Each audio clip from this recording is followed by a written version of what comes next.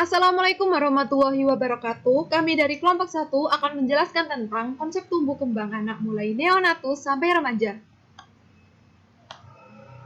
Anggota kami terdiri dari Niken Dahayu Estining Tias, Vira Mega Fadila, Erika Ayu Ambarwati, Maulidana Puspitasari. Pertumbuhan dan perkembangan. Pertumbuhan adalah perubahan dalam besar, jumlah, ukuran, atau dimensi tingkat sel organ maupun individu yang bisa diukur dengan ukuran berat dan ukuran panjang, umur tulang, dan keseimbangan metabolik, retensi kalsium dan nitrogen tubuh. Perkembangan adalah pertambahannya skill kemampuan dalam struktur dan fungsi tubuh yang lebih kompleks dalam pola yang teratur dan dapat diramalkan sebagai hasil dari proses pematangan. Secara fisik, pertumbuhan dan perkembangan dapat berupa perubahan ukuran besar dan kecilnya fungsi organ mulai dari tingkat sel sampai perubahan organ tubuh. Secara kognitif, anak dalam pertumbuhan dan perkembangan dapat dilihat dari kemampuan secara simbolik maupun abstrak seperti berbicara, bermain, berhitung, membaca, dan lain-lain. Tahap pertumbuhan dan perkembangan anak. Yang pertama, masa prenatal. Pada masa prenatal dibagi menjadi dua fase. Yang pertama, fase embrio. Fase pertumbuhan ini diawali dengan konsepsi 8 minggu pertama yang dapat terjadi perubahan yang cepat mulai dari ovum menjadi organisme dan terbentuknya manusia. Selanjutnya, fase fetus. Fase ini terjadi sejak 9 minggu sampai lahir. Sedangkan di minggu ke-12 dan minggu ke-40 terjadi peningkatan fungsi organ seperti pertambahan ukuran panjang dan berat badan. Kedua, masa postnatal. Postnatal dibagi dua masa. Yang pertama, masa neonatus. Masa neonatus dimulai 0 sampai 28 hari. Pada masa ini terjadi di dalam extrauteri, yaitu adanya proses adaptasi semua sistem organ. Selanjutnya, masa bayi. Pada masa ini dibagi menjadi dua tahap perkembangan. Tahap pertama, usia 1 sampai 12 bulan. Pertumbuhan dan perkembangan pada masa ini dapat berlangsung secara terus-menerus, khususnya dalam peningkatan susunan saraf. Tahapan kedua, usia 1 sampai 2 tahun. Kecepatan pertumbuhan pada masa ini mulai menurun dan terdapat percepatan pada perkembangan motorik. Selanjutnya, masa usia prasekolah. Menurut teori Erikson, pada usia prasekolah, anak berada di fase inisiatif versus rasa bersalah. Dan pada di masa ini timbul rasa ingin tahu dan adanya imajinasi anak yang berkembang, sehingga anak banyak bertanya segala sesuatu di sekelilingnya. Apabila orang tua mematikan inisiatif anak, maka akan membuat anak merasa bersalah. Sedangkan menurut teori Sigmund Freud, anak berada pada masa palik, di mana anak mulai mengenal perbedaan jenis kelamin dan anak akan mengidentifikasi figur atau perilaku kedua orang tuanya sehingga kecenderungan untuk meniru tingkah laku orang dewasa di sekitarnya. Dan proses eliminasi pada anak sudah mulai menunjukkan perkembangan dan anak sudah mempersiapkan diri untuk masuk sekolah. Selanjutnya, pada masa sekolah. Perkembangan masa sekolah ini lebih cepat dalam kemampuan fisik dan kognitif dibandingkan dengan masa usia prasekolah. Selanjutnya, masa remaja. Pada perkembangan remaja terjadi perbedaan pada perempuan dan laki-laki. Pada umumnya, wanita 2 tahun lebih cepat untuk masuk ke dalam masa pubertas ketimbang dengan anak laki-laki. Dan perkembangan ini ditunjukkan pada perkembangan pubertas. Faktor yang mempengaruhi pertumbuhan dan perkembangan anak. Yang pertama, faktor internal, ada ras atau bangsa, kemudian 2 keluarga, ketiga umur, keempat jenis kelamin, kelima genetik, dan yang terakhir, yang keenam adalah kelainan kromosom. Selanjutnya, faktor eksternal. Faktor eksternal dibagi menjadi 3 faktor. Yang pertama, faktor prenatal. yaitu gizi, mekanis, zat kimia, endokrin, radiasi, infeksi, kelainan imunologi, anoksia embrio, dan psikologi ibu. Yang kedua, faktor persalinan. Komplikasi persalinan pada bayi seperti trauma kepala, asfiksia dapat menyebabkan kerusakan jaringan otak. Kemudian faktor pasca persalinan seperti gizi, penyakit kronis, lingkungan fisik, psikologis, endokrin, sosioekonomi, lingkungan pengasuhan, stimulasi, dan obat-obatan. Selanjutnya akan dijelaskan oleh teman saya. Oke, baik, saya akan melanjutkan pemateri yang berikutnya, SDI-DTK. Stimulasi deteksi intervensi dini tumbuh kembang anak. SDI-DTK adalah pembinaan tumbuh kembang anak secara komprehensif dan berkualitas melalui kegiatan stimulasi, deteksi dan intervensi dini penyimpangan tumbuh kembang pada masa 5 tahun pertama kehidupan. Diselenggarakan dalam bentuk kemitraan antara keluarga, masyarakat, dengan tenaga profesional, kesehatan, pendidikan, dan sosial. Prinsip dasar stimulasi tumbuh kembang anak. Dalam melakukan stimulasi tumbuh kembang anak, ada beberapa prinsip dasar, yaitu 1. Stimulasi dilakukan dengan dilandasi rasa cinta dan kasih sayang. Yang kedua, selalu tunjukkan sikap dan perilaku yang baik karena akan meniru tingkah laku orang-orang terdekatnya. Yang ketiga, berikan stimulasi dengan kelompok umur anak.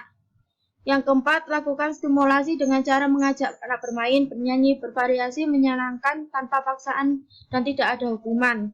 Yang kelima, lakukan stimulasi secara bertahap dan berkelanjutan sesuai umur anak terhadap keempat aspek kemampuan dasar anak.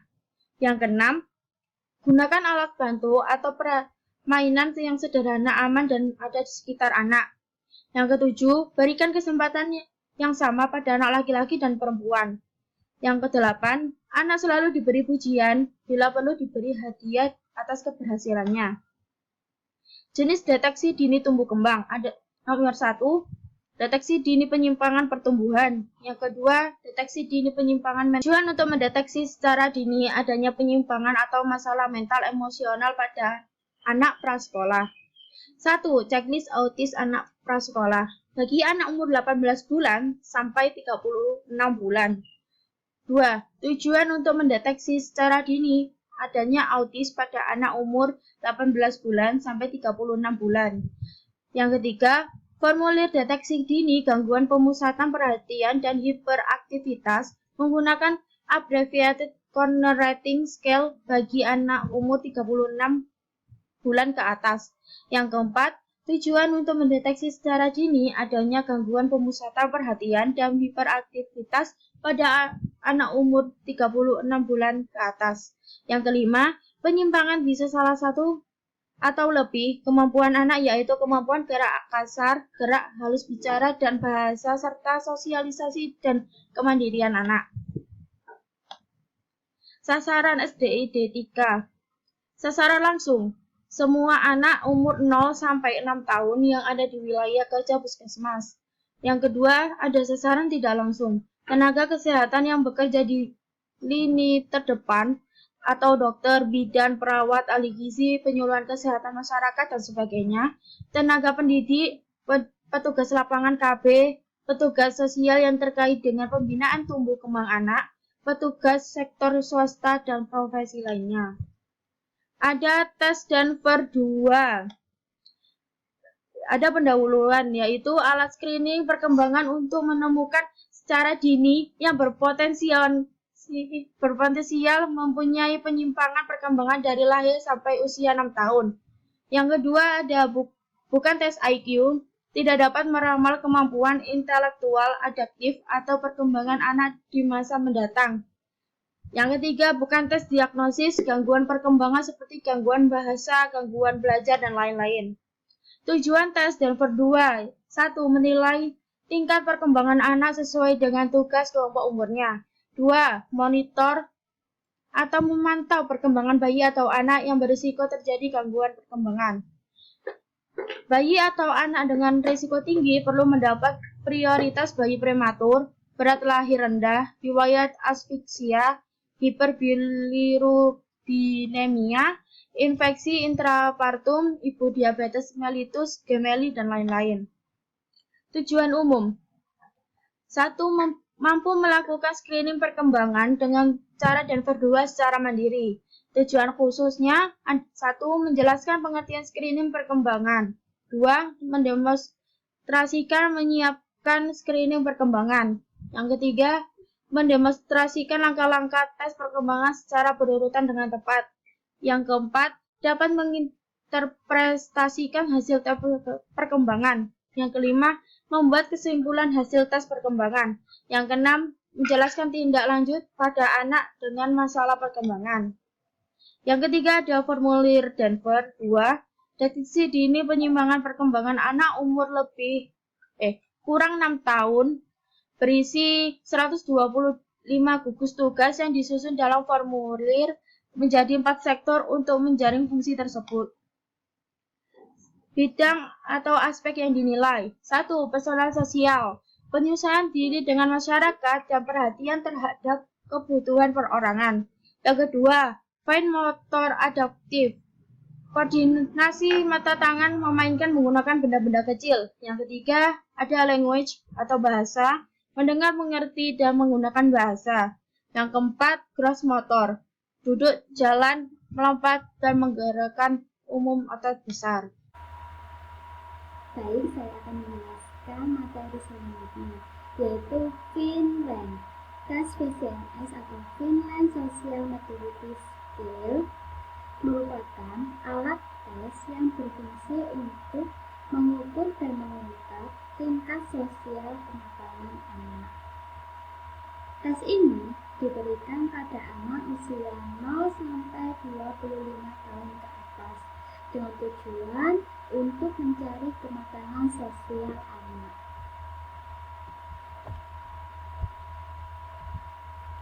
Kemudian tujuan pengukuran Finland. Yang pertama, untuk mengetahui kelainan perkembangan anak dan hal-hal lain yang merupakan resiko terjadinya kelainan perkembangan tersebut. Yang kedua, mengetahui berbagai masalah perkembangan yang memerlukan pengobatan atau konseling genetik. Dan yang ketiga, untuk mengetahui kapan anak perlu dirujuk ke senter yang lebih tinggi. Berikutnya, pengukuran PCMS. Yang pertama, tentukan usia tes dengan cara mengurangi tanggal, bulan, tahun tes dengan tanggal, bulan, dan tahun lahir tes. Contohnya bisa dilihat di PowerPoint.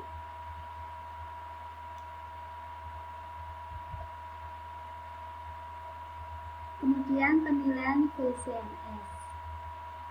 Rumusnya SP Social Equation atau nilai kematangan sosial. SA Social Age, nilai kematangan sosial atau keterampilan hidup yang dimiliki oleh anak ketika dilakukan tes. CA Chronological Age, usia kronologis adalah usia sesungguhnya saat dilakukan tes. Cara penghitungannya, CA adalah sebagai berikut. Dari umur tes, misalnya umur 4 tahun, 10 bulan, 29 hari, maka CA adalah CA sama dengan 4 ditambah 0,83 ditambah 0,82, CA sama dengan 4,912. Jadi usia CA yang harus diisikan dalam kolom adalah 4,912. Materi selanjutnya yaitu Sex Education.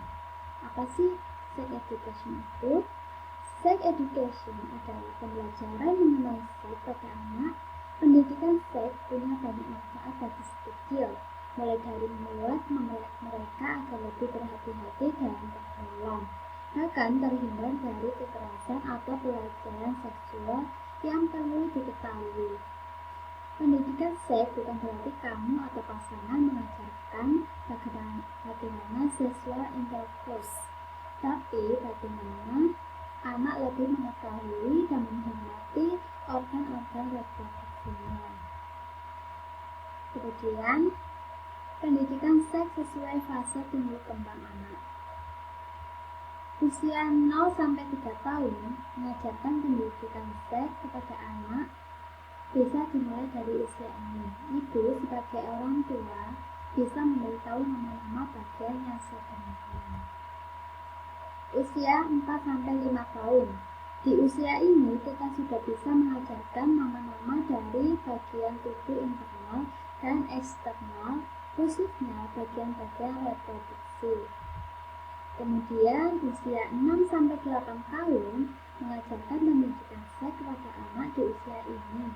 Orang tua sebaiknya mulai membicarakan apa yang akan terjadi ketika mereka mulai beraktivitas. Tujuannya sebagai persiapan anak ketika mengalami masa tersebut. Usia 9-12 tahun. Cobalah mulai berbicara dengan anak terkait perubahan yang mereka lalui.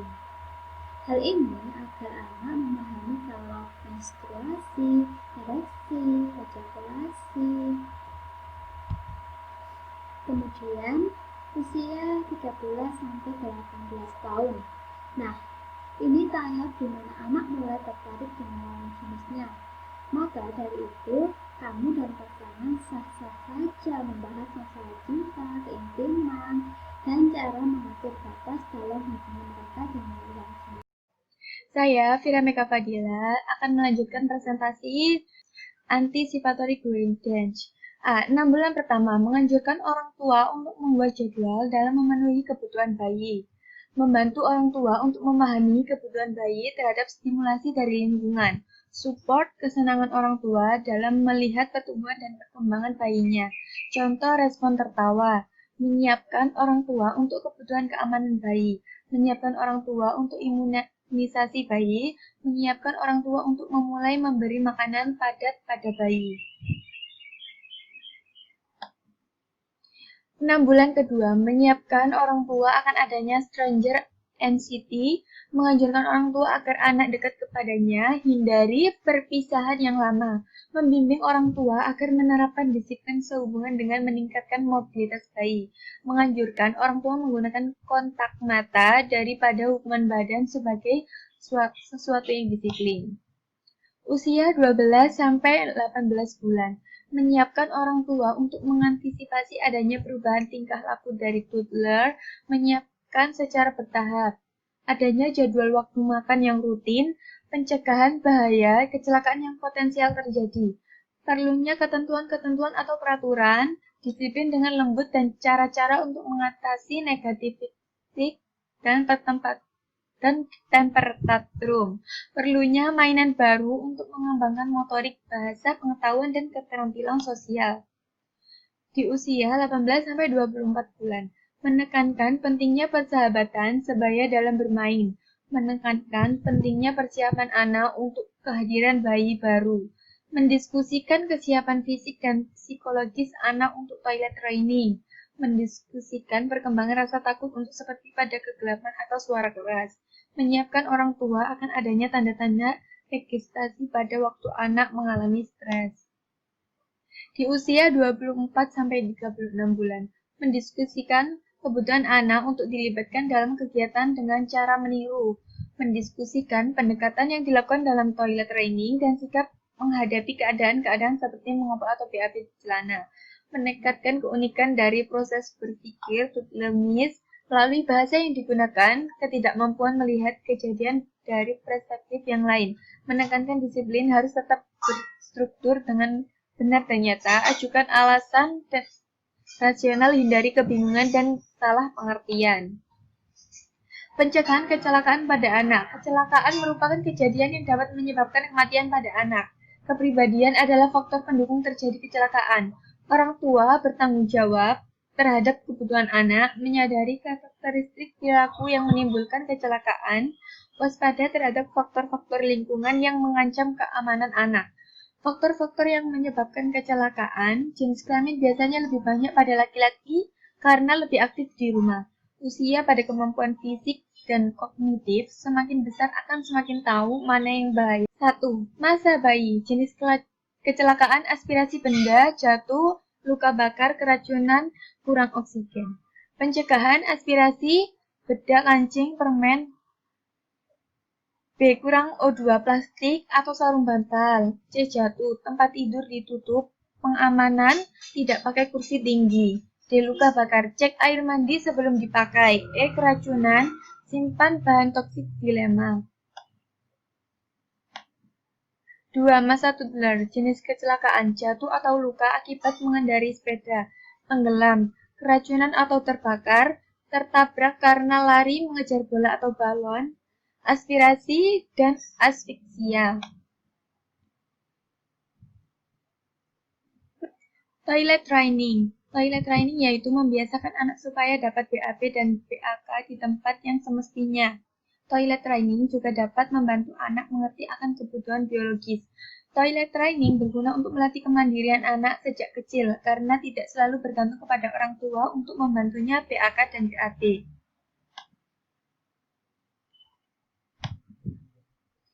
Indikasi kesiapan anak dan orang tua untuk toilet training. Kesiapan anak, 1. Fisik. Pengontrolan saraf, volunteer, sphincterani, dan uretra, usia 18-24 bulan.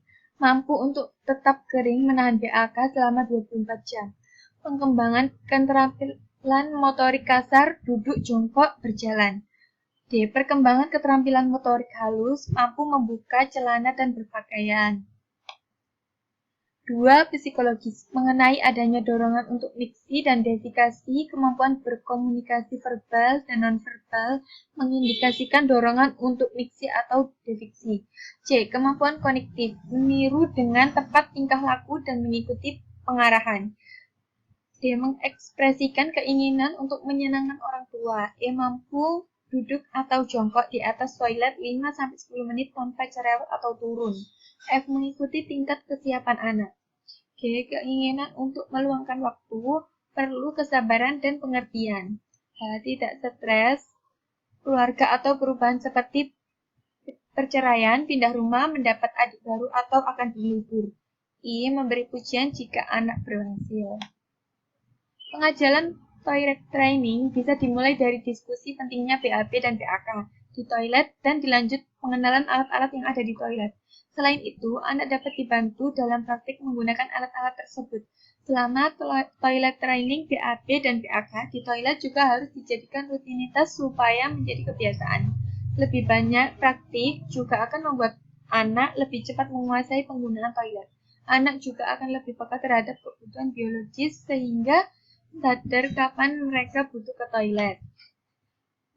Permasalahan toilet training karena toilet tidak nyaman. Untuk fisik anak yang masih kecil, toilet bisa jadi membuat mereka merasa tidak nyaman karena ukuran toilet tidak sesuai dengan tubuh mereka. Bisa jadi mereka jarak antara bak mandi dengan toilet terlalu jauh untuk tangan mereka. Orang tua dapat menyediakan alas duduk toilet untuk anak. Alas duduk ini memiliki lubang yang besar yang kecil dari toilet dewasa, sehingga lebih banyak ruang untuk anak duduk. Ada juga alas duduk yang tersambung dengan tangga mini untuk membantu anak menaiki toilet. Terima kasih. Wassalamualaikum warahmatullahi wabarakatuh.